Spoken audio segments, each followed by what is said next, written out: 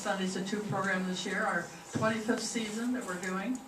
And it's great to see all your happy faces, because I know you're going to enjoy it. A couple of things. One is just a practical matter. There's a restroom back around the corner on this floor. And most importantly, I want to talk briefly about next Sunday. The director of the Virginia Museum of Fine Arts is going to be here, and he'll be talking about art for Virginia. Alex, terrible time pronouncing his name. Nargis is the correct pronunciation. I've been mispronouncing it, but I just recently learned the right way. At any rate, I hope you'll join us for his presentation next week. And now I'm going to ask Jackie Farrader to introduce our speaker.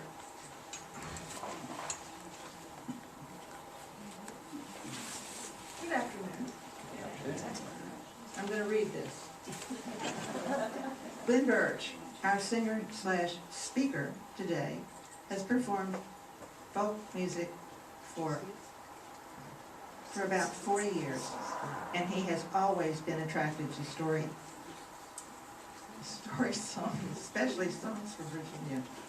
About 10 years ago, he realized that there were many, many songs about Virginia's past that had been passed over verbally, but that had never been told to sing.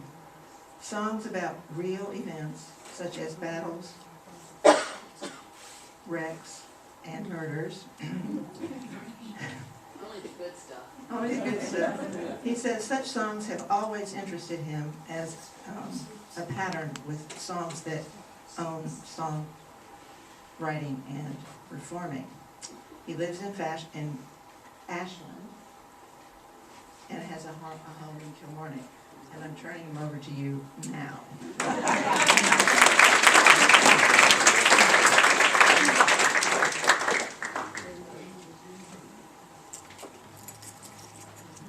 Thanks very much. I'm glad to be here, excited to be part of Sundays at 2, and just think it's great that so many of y'all come out for this, and this has been something that I've wanted to do for a while, so I'm excited to do it. I'm going to do all original music today, all our songs that I've written over the last little bit. Many of them are historic in nature, not all of them. Not all of them are true, some of them are fictional. We'll see if you can tell the difference. I put out some books on the table, and I know some of you have noticed those. These books happen to be kind of reference books that I've used for some of the songs that I'll do today, and so that'll be neat and something that I draw to your attention. These came from public libraries in the Richmond area, where I spend most of my time, though I do enjoy coming over here for weekends. So I'm going to start with a song about Hurricane Camille. Who was in Virginia in 1969? Okay, you all may remember the devastation of Hurricane Camille in Nelson County, which is just south of Charlottesville. Terrible, terrible floods, mudslides, and so I'm going to start with that, and we'll get going in just a second. Thanks.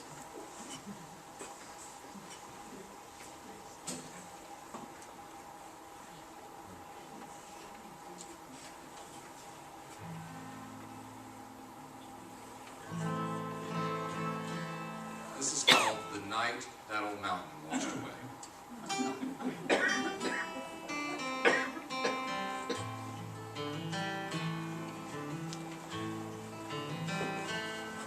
On the steep-sided hills of Virginia,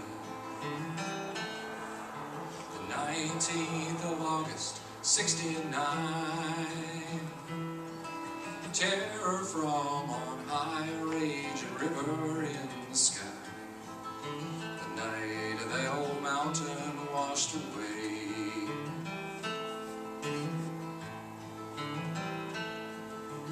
30 inches fell in 6 hours.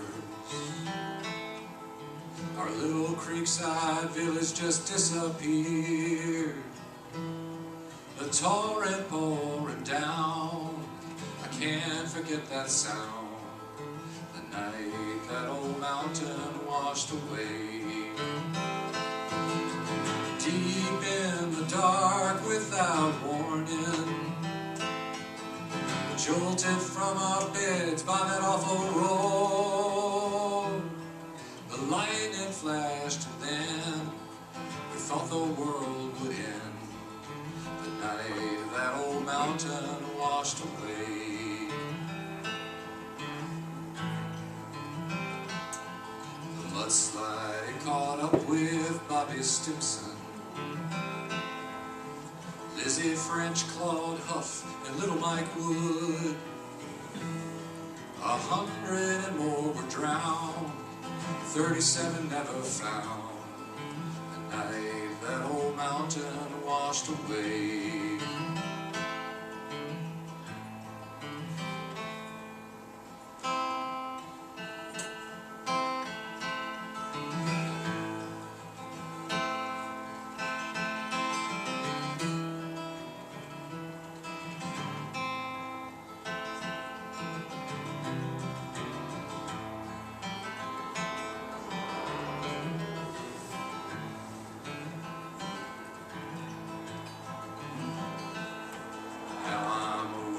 Man from Massey's Mill. The memory of the night, it haunts me still. My brother and me clinging to a tree, helpless as our ma was swept away. Deep in the dark without warning, jolted from our beds by that awful roar. The morning light revealed a landscape made unreal. The night that old mountain washed away. The night Nelson County washed away.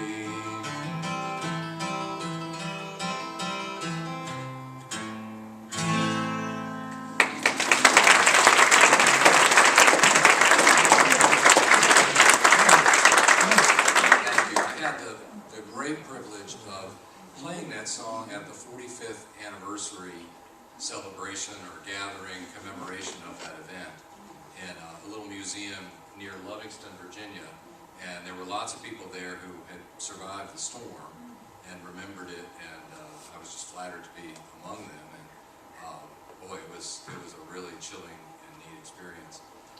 There's a little cemetery there in a little community called Davis Creek, which is close to there, and a little Baptist church, and across the road is the cemetery. And if you go and walk in that cemetery, you'll see family graves, one after the other, same last name, same death date. There are 9 Perrys in that cemetery, and it's really chilling and just a devastating event. And look, the War of the Heavens here tells that story, as well as the story of Camille as it came ashore in the Gulf Coast, where it also was just a horrible story. So not all of the songs I'm going to do are going to be quite that sad. So just in case anybody is a little worried about that, we'll do some fun ones too. So we're going to do one now about the Bedford Boys. Some of you saw that book up here. You may know the story about that, that in Bedford, Virginia, which is near Lynchburg, a lot of people went into the Army, so the Army National Guard at the same time, all together from the town of Bedford, and they went ashore together on D-Day. And quite a number of them were killed, and it really was quite a change for that town. And so this is called Wave After Wave.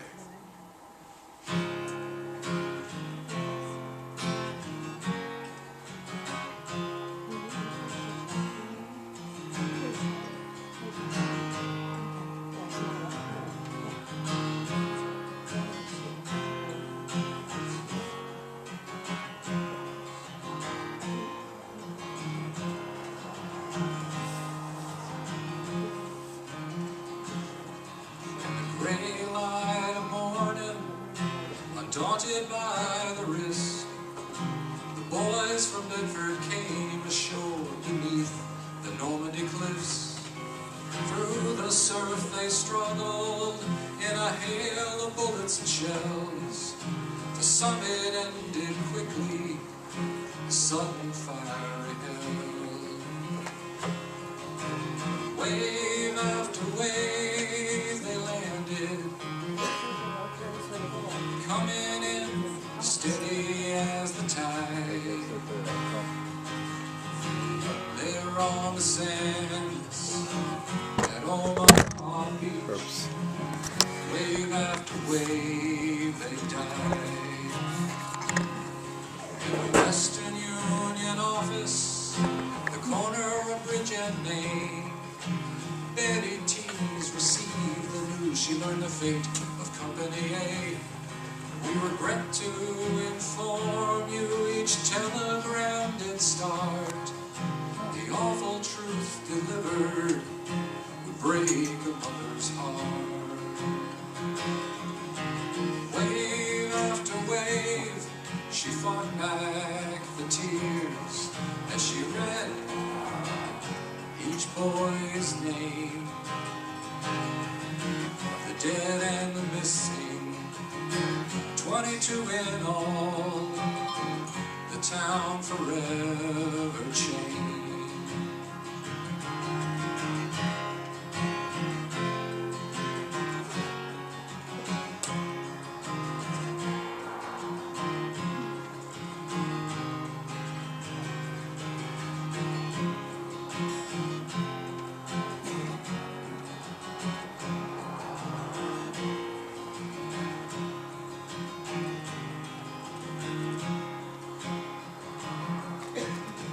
Years later, their numbers now are few. The men who survived that storied beach started life anew.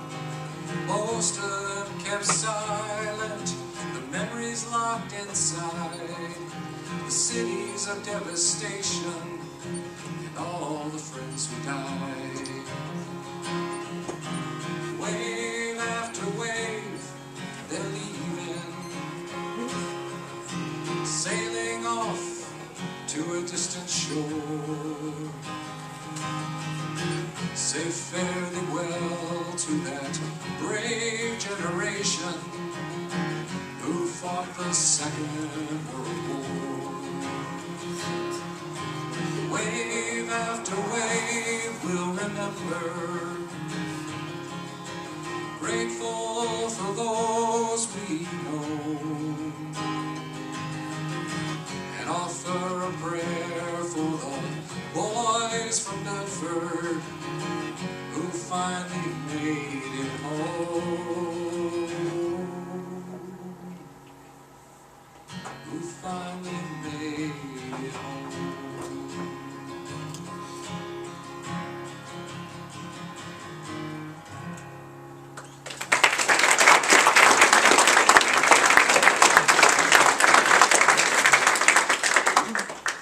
Friend from Bedford who was a little louder. Okay, I'll turn it up.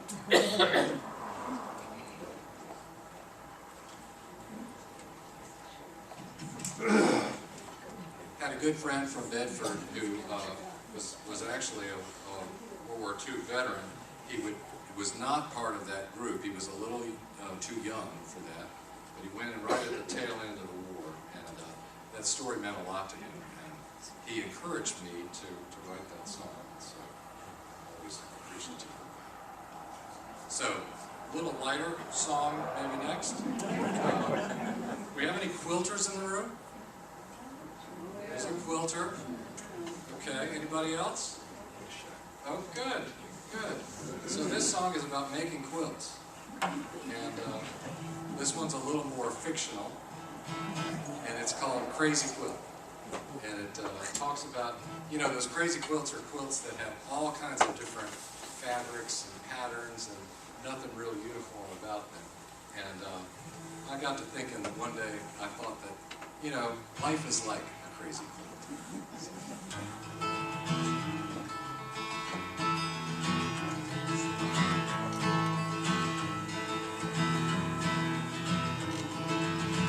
Nanny had a box that she kept by her chair, filled with scraps from her sewing, picked from the dresses my cousins would wear, year by year, collection growing. We asked her why she kept those scraps in the old box packed to the hilt. Children, one day I'm gonna get to that, gonna make me a crazy quilt. Corduroy and denim, gingham and felt, you gotta play the cards you've been dealt. A patchwork puzzle, that's how we're built. Life is like a crazy quilt. One day with the house all shut up in snow, Annie got her blanket going. Every little piece she'd fit just so, they all found a place in her soul. All these years I've collected them, the memories from the life I've filled. To me each one is like a precious gem. My life has been a crazy quilt. Corduroy and denim, gingham and felt, like a queen-size portrait of her wise old self. Some parts pride and some parts guilt. Life is like a crazy quilt.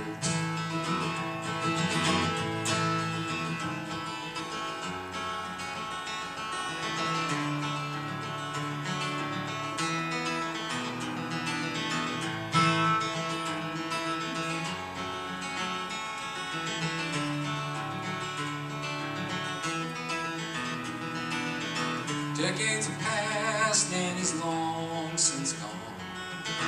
The quilted warms my bed. I've gathered my memories as the years roll on, and I recall what Nanny said. Corduroy and denim, gingham and felt, the simplest joy, the richest wealth. Tears are shed and dreams are built. Life is like a crazy quilt. Corduroy and denim, gingham and felt, you gotta play the cards you've been dealt. No sense crying over milk that's spilt. Life is like a crazy quilt. Life is like a crazy quilt.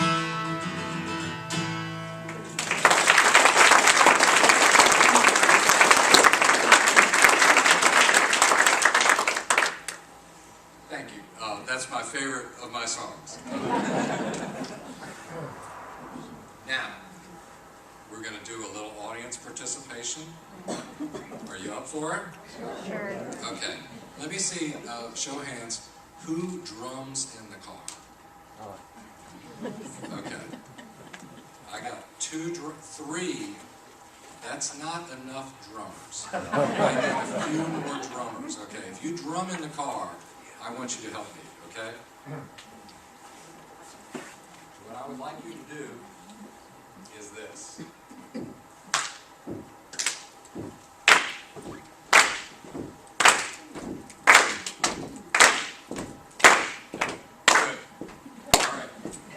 Who sings in the shower? Okay, if you sing in the shower, you're going to be singing with me, okay? And we're going to do this song now. I'm going to check my tuning.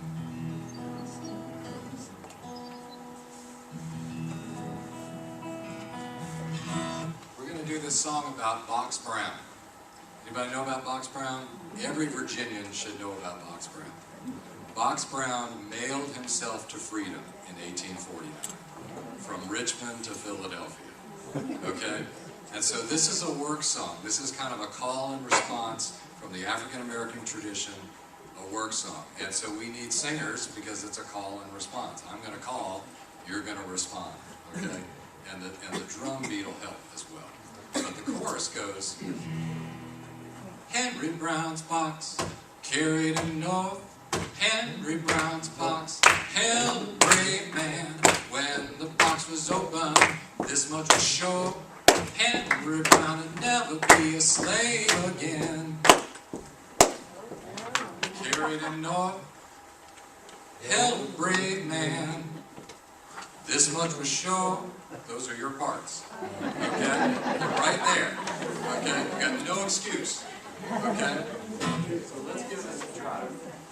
Can we hear the drummers?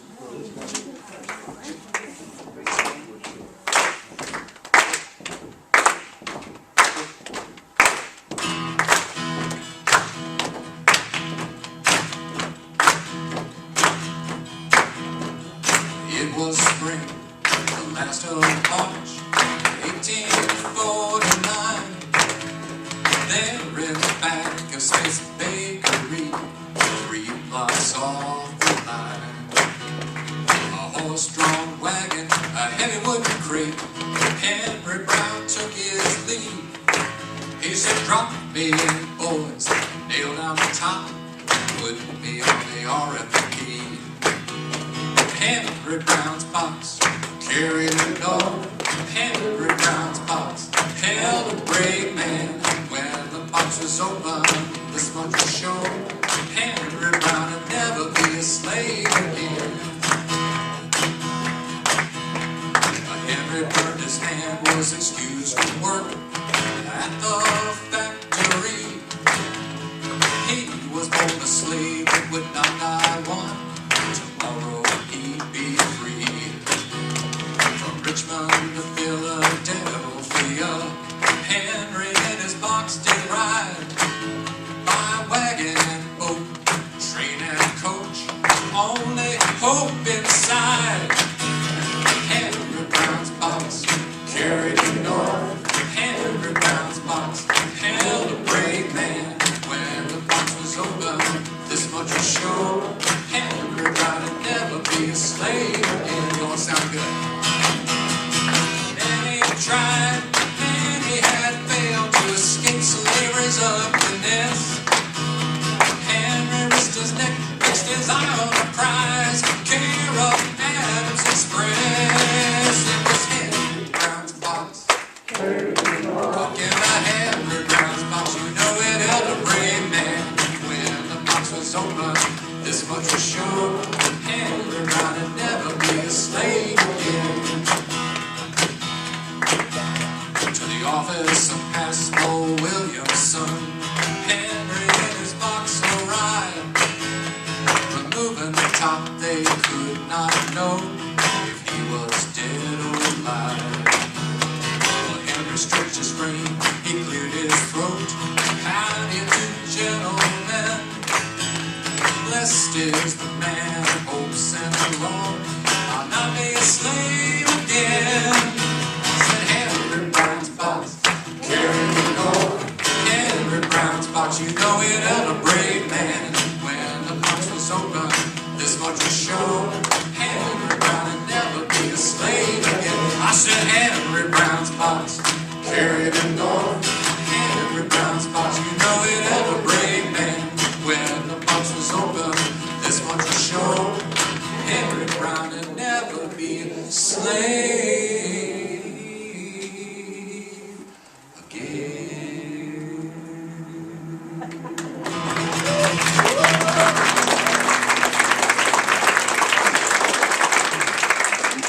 You guys did pretty well on that. That's good. That's good. That was fun. Okay. This next one is comes a little closer to home. Everybody's been to the Steamboat Museum, right? Everybody? Good, good. I think that is so cool that how frequent the steamboats plied the waters of the bay, brought people to Baltimore, down to Norfolk, etc. I just think that is an interesting story, and an interesting thing to know about. I think that museum does a wonderful job. This is a ghost story based on some things in that museum.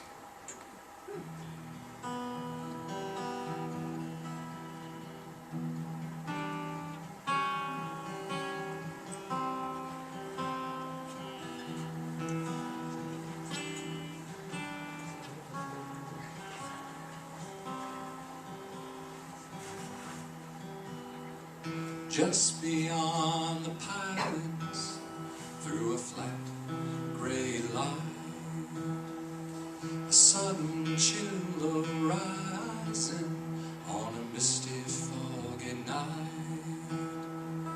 Few may perceive her beyond sight or sound, a floating apparition returns to our town.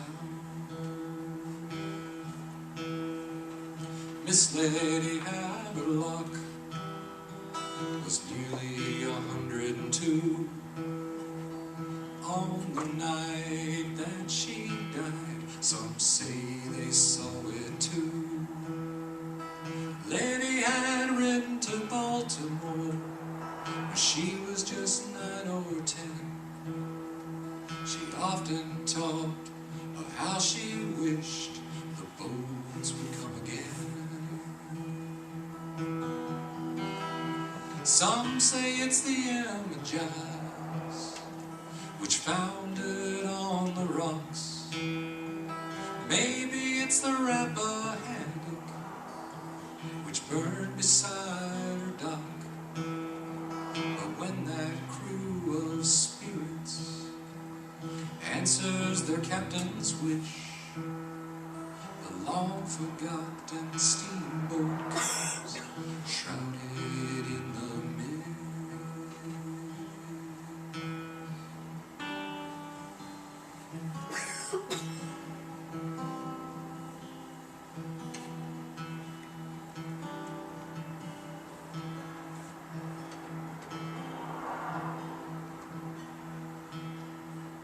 I was out taking a walk.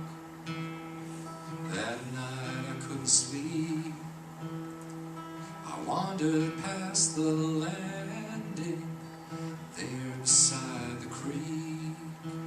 As I looked out toward the river, though I really couldn't see, I swear I felt something there headed straight for me. The captain and the crew made a final stop to pick up a lone passenger, old Letty Haverlock. She danced up the gangway like the girl she once had been, drifting out beyond the fog, disappeared again.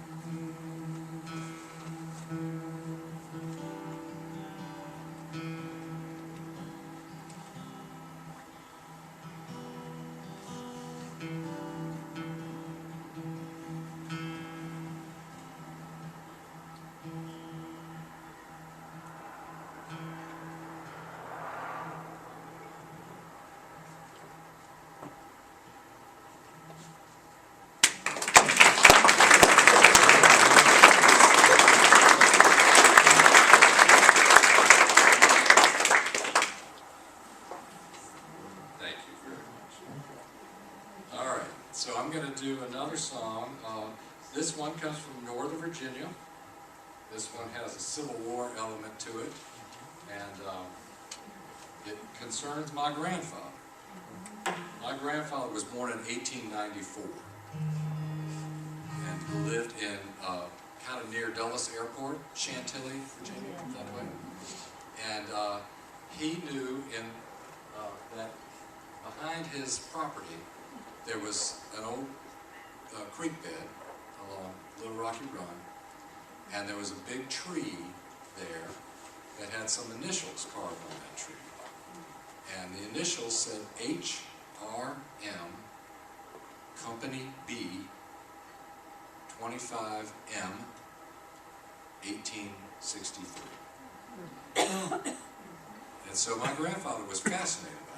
He knew it was from the Civil War, but he had no idea who HRM was, much less what all the other letters meant. But he wanted to find it out. And so he had a friend who was a historian, and they did some research, and they figured out that H. Randall Montfort was captain in the Maine infantry that had been patrolling along Little River Turnpike in 1863. And my grandfather started a pen pal relationship with Mr. Montfort's granddaughter. And so they exchanged letters and Christmas cards for a couple of years. And so this song is about that tree, the beech tree. And it has 4 verses. The first 2 verses, I've broken a songwriting principle in this song. You're not supposed to do what I did in this song. But the first 2 verses are in the voice of Mr. Montfort, the captain from Maine. The 3rd verse is in the voice of my grandfather. And the 4th verse, you'll have to figure out who that is.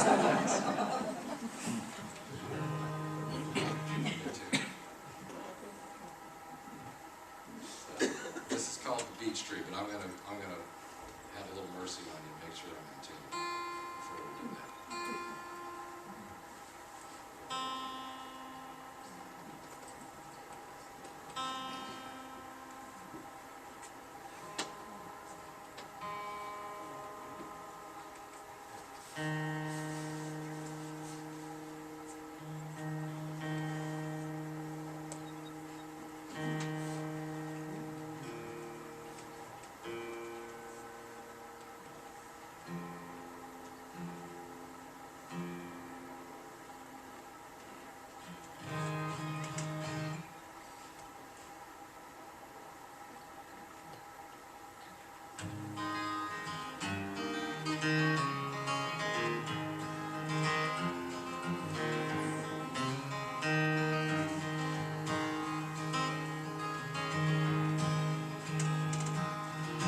To the west of Washington we made a camp, drilled in the morning, huddled in the damp.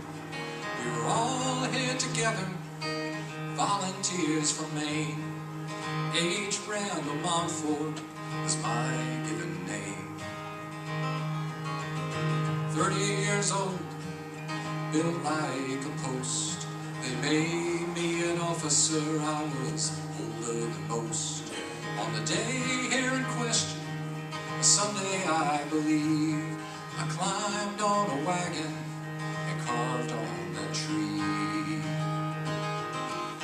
I was here, I stood in this spot, marched for miles, I froze and fought. If I never make it home or become old and gray, know I was here, I passed by this way.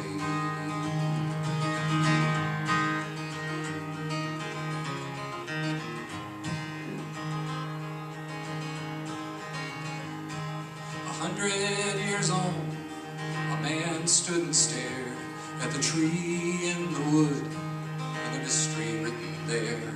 He considered the year 1863 when someone left a message on the handsome old tree.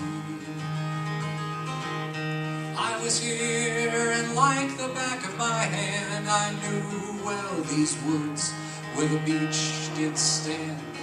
When I'm dead and gone, a part of my legacy will be solving the riddle carved on that tree.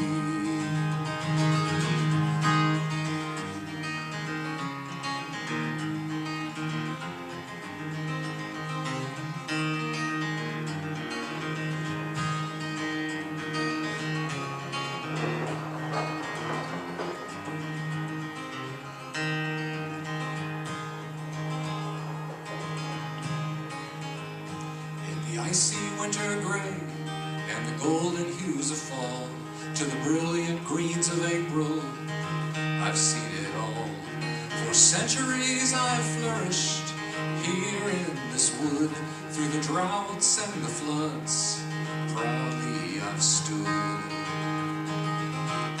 I was here I stood my ground, stretched out my branches, spread shade all around.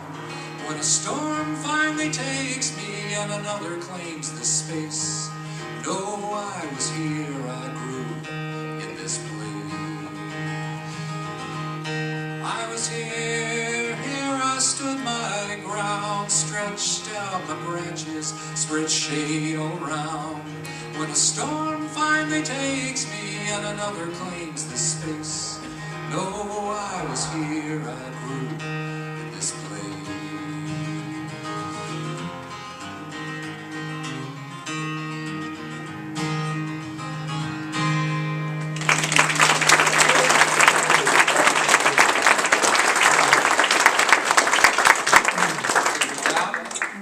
It was the tree. Is it still there? No. Actually, they had to cut out, well, I mean, the tree died and was dying, and so they cut out the part with those initials in it, and it is on display at Chantilly High School. So, in a little case there, so that's kind of neat. And so I think it was in the 60s that my grandfather figured that out, so it was about 100 years later. And my dad was very interested in that whole story, and remembered his father being obsessed with it. And, just all of it. So I figured that would be before birth, either you or your dad. Very good. So I'm going to do one more Civil War song for you now. This one comes from this book, April 1865, and it concerns the very final days of the war, and it's called At Night They Dreamed of Home.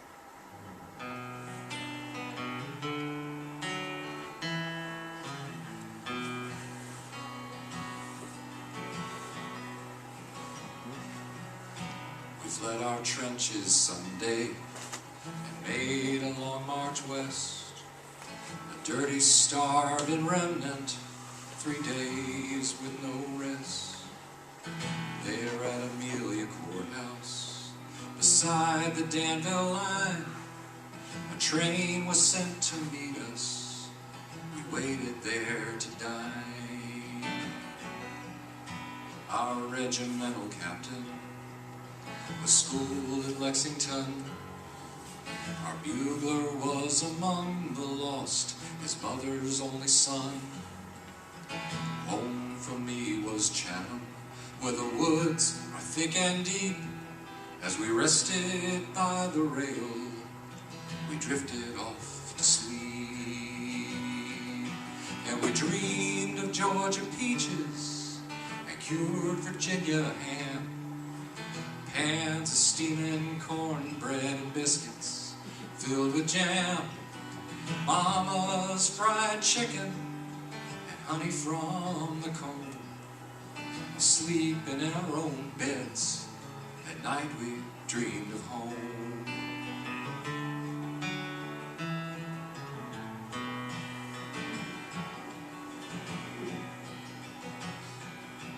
When the train came into view, we all let out a cheer. An engine and one boxcar, salvation drawing near. They pulled up beside us, and the order was passed. Open up that boxcar so these boys can eat at last. And we dreamed of Georgia peaches and cured Virginia ham, pans of steaming cornbread and biscuits filled with jam, Mama's fried chicken and honey from the comb. Sleeping in our own beds, at night we dreamed of home.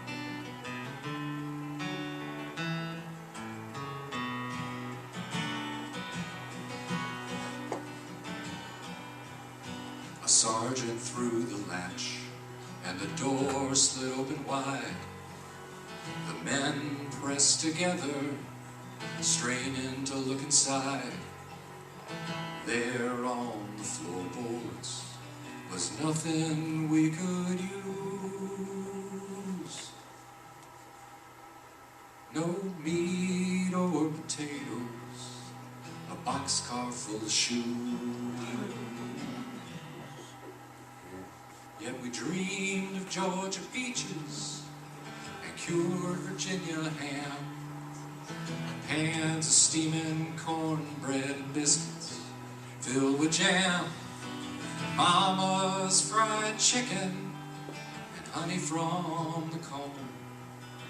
Sleeping in our own beds, and still we dreamed of home.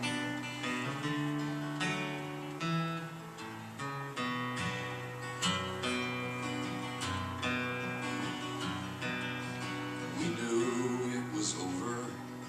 We marched on in disbelief. Our stomachs were clawing empty that day at Sailor's Creek. Then came mathematics. That was the final straw. When the Union boys shared their hardtack, our tears began to fall. They said they dreamed of silver rockfish from the coast of Cape Cod, corn growing straight and tall on the Indiana sod. The mighty Niagara River, its waters white with foam, of leaving this dreadful war behind. Like us, they dreamed of home.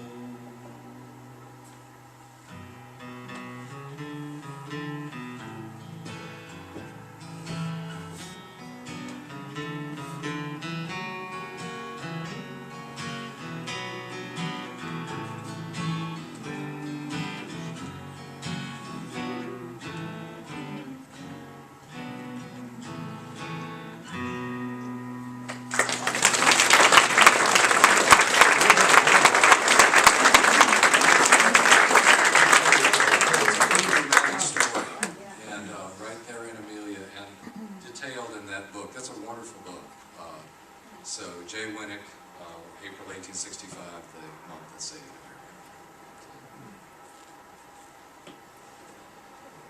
Okay. I don't think this is as big a deal on the Northern Neck as it is in suburban Richmond. People are keeping chickens in backyards everywhere, and it's getting to be quite a problem. And so my neighbors have chickens and pigs and dogs, cats, ducks, geese, chickens, and a rooster. So this next song is about that, and this one has a recipe in it. Has anybody ever made beer can chicken? Yeah. Okay, well this will teach you all you need to know about beer can chicken. You did it. What kind of beer did you use? The cheapest. Exactly. Yeah, that's exactly right. So everybody knows what PBR is? Okay. This is called the Beer Can Chicken Incident.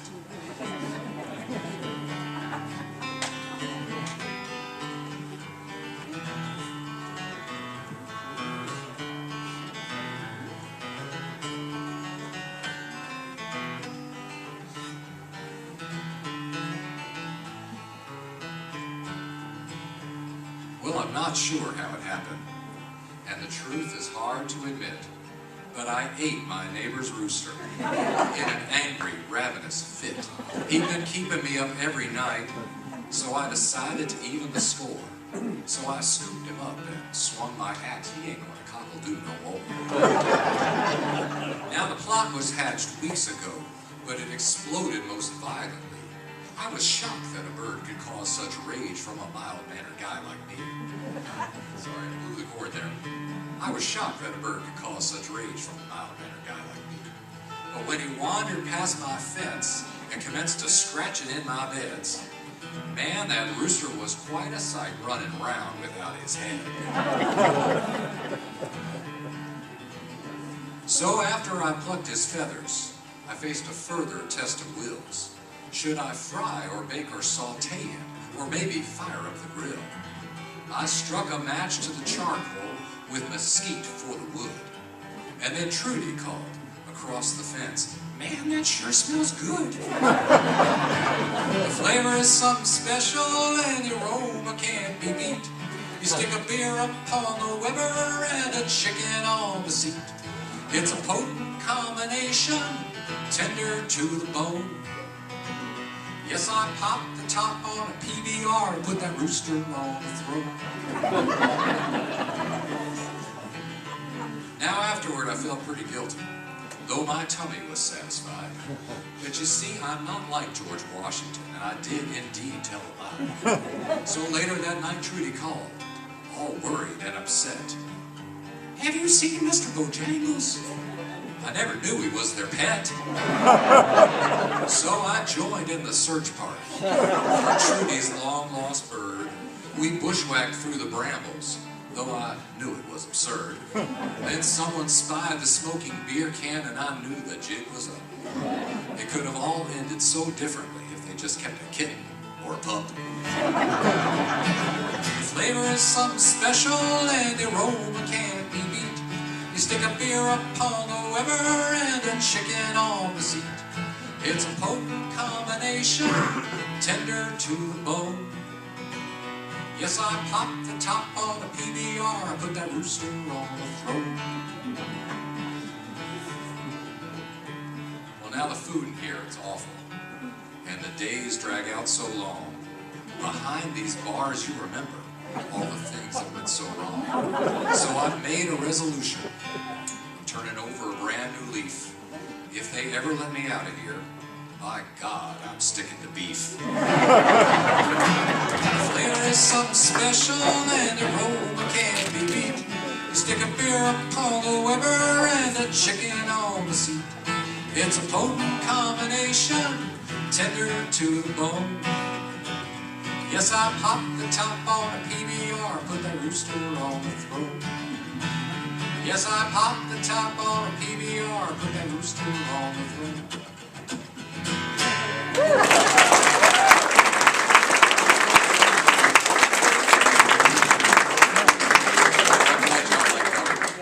The urban chicken keeping thing is going a little berserk. And in Charlottesville, this was interesting. Somebody in Richmond, the Style Weekly magazine, y'all know that weekly. So they recognized that people were keeping chickens, and they recognized that there were different rules in Hanover County and Henrico County and in the city of Richmond and in Chesterfield County. And so they did this whole thing about, you know, what are the rules in the different localities for keeping chickens? How much land do you have to have? How many chickens can you have? Do they need to be in a pen? All this stuff. And so this reporter was very enterprising. He says, well, you know, it's not just enough just to call around here. We ought to find out what they're doing elsewhere. So they called Charlottesville. They think, you know, everybody in Charlottesville, they're smart. You know, they know what to do. So what are the rules in Charlottesville? And they called somebody, and he says, oh, in Charlottesville, you know, no rules about chickens. What we have a problem with is goats. Goats. In Charlottesville, the problem is goats. And so there was a big controversy about this, and they were debating all the rules about goats, and it got so contentious that people actually had, campaign bumper stickers related to this that said, I'm pro-goat and I vote.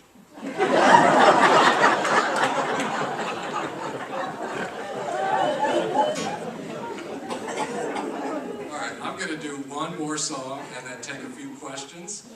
Jackie told me that maybe that would be a good idea. And so this last one is not a Virginia story. All the other stories have been kind of Virginia stories, even the made-up ones. And, this one is about, a fire that occurred a few years ago in Arizona. You may remember that. It was in 2013. It was just a tragic wildfire in Arizona.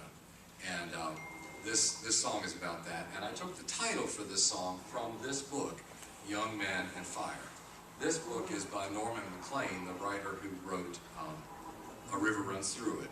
And this is a wonderful book because there was a fire in the 50s in Montana called the Man Gulch Fire. And very dramatic story. This is a really good book, interesting. And but there's a lot of parallels between those two incidents. And so I borrowed from Mr. McLean the title for this song, which is called Young Men and Fire.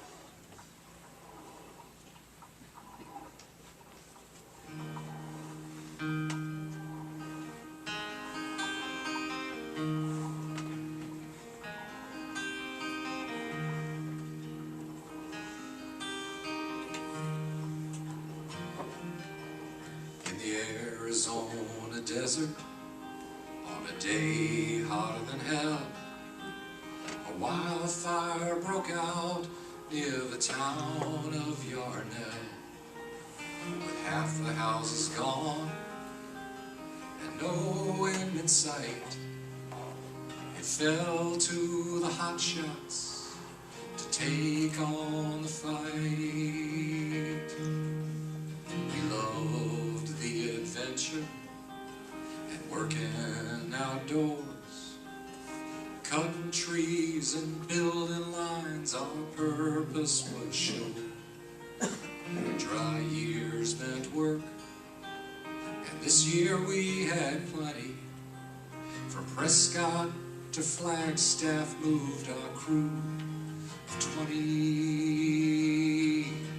When the dry lightning strikes and the desert explodes, and the heat and the smoke exact their punishing toll, how much can be given? What more can be required? In the fatal confrontation between young men and fire,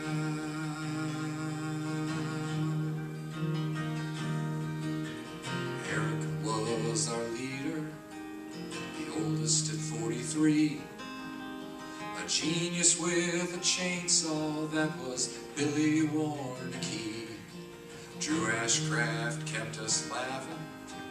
Man, that joker was funny. Each man had a story in our fire crew of 20.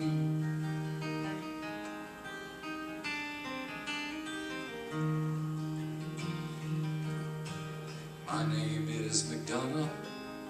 The lookout that day. I radioed for help when I felt the wind change.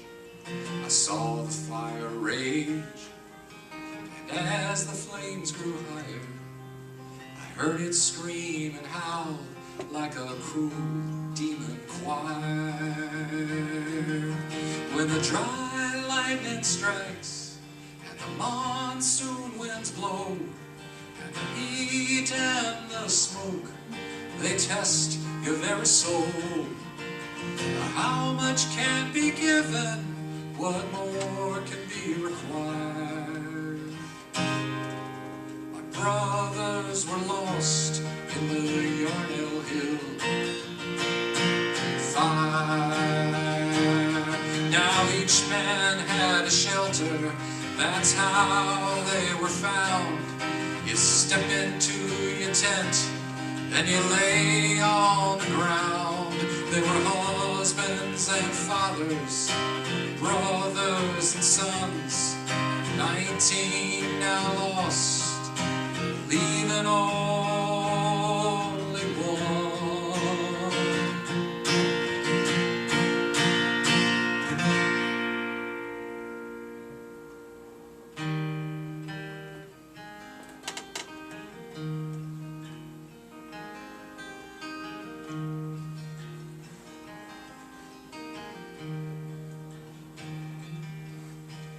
Don't know the reason, I'll never know why. I'm here today, how I came to survive. We didn't want glory, we didn't do it for the money. Forever we're linked, I'll forever be number 20. When the dry lightning strikes and the desert explodes, and the heat and the smoke exact their punishing toll, how much can be given? What more can be required? In the fatal confrontation between young men and fire.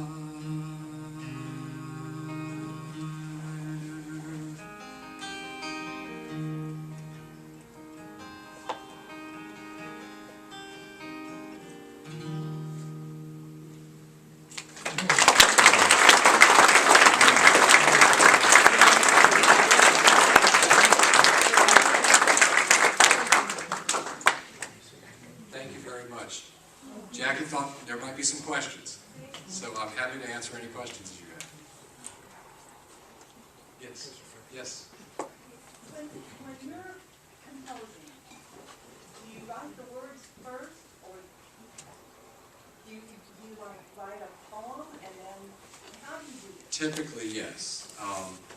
And I'm in a bit of a dry spell right now, so I'm not sure, but my process has been to pretty much write the story, get the rhymes and the meter worked out, and then add music. And sometimes the adding of music requires some changes, but that's my process. Other people do it exactly the opposite way.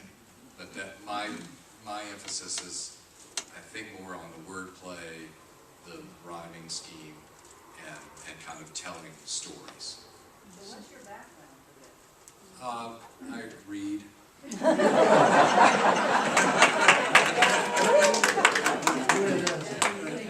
Stay in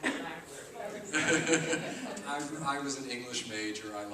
My work involves some writing. I like to write, and so there's that. But I'm very interested in nonfiction stories, and so that's kind of where the connection comes, I think, yes. Have you recorded yourself? So, somewhat, yes. I have, I've done a few of mine. I don't have them for sale or anything like that. I work with a couple of guys who are musicians with me, and they would have enjoyed being here today too, and they are all good songwriters also, and we've done a couple of projects together.